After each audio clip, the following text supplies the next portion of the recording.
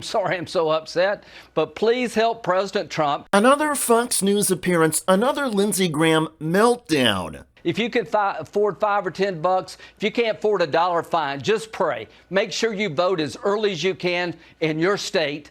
Don't risk anything anymore. Vote as soon as you can. Pray for this country, pray for this president, and if you got any money to give, give it. LindseyGraham.com. It doesn't go to me. It goes to helping this president and taking back the Senate. This was the second time in a week Lindsey Graham had prostituted himself for Donald Trump and seemed to be teary-eyed over Trump's indictment. It's duplicitous charging. They're trying to smear the guy. They're trying to take cases that nobody else would take and resurrect them. This is literally legal voodoo. DonaldJTrump.com. Go tonight, give the president some money to fight this. Lindsey almost crying there.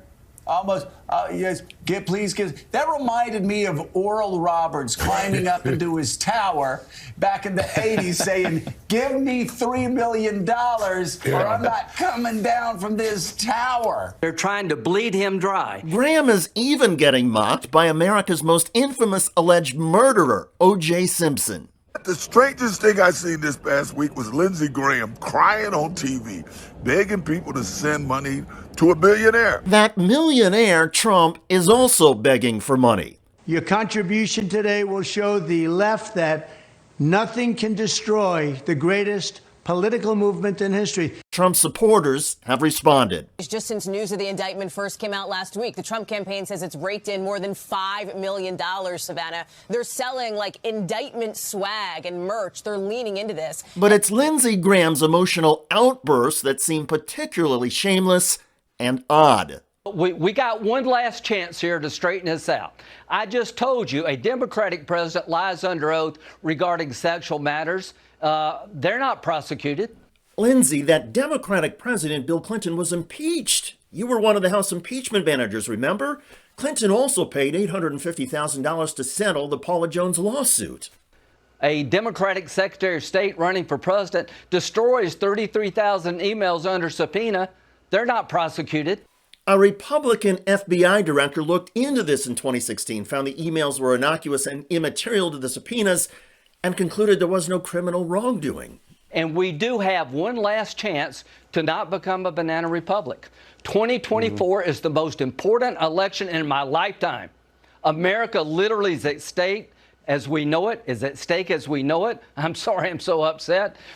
Lindsey, you are definitely upset, and in many ways, that's puzzling.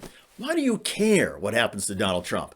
You were not a fan of January the 6th. You said that Trump should get over his grievances about the 2020 election. And back in 2016, you repeatedly criticized Donald Trump.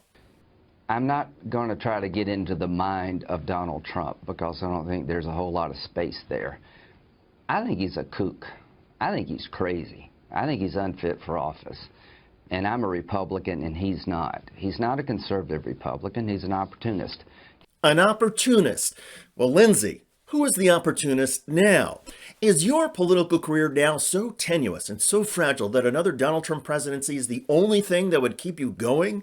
Or does Donald Trump know something about you or have something on you that keeps forcing you to be his biggest cheerleader? And is that the reason for the weepy eyes and tears? Lindsey, you might as well just be honest about it. If Donald Trump loses, you lose as well. And so you are emotional. But it's your constituents, some of whom probably see through all of this, who should be sad. You are shamefully sacrificing everybody's dignity, including your own.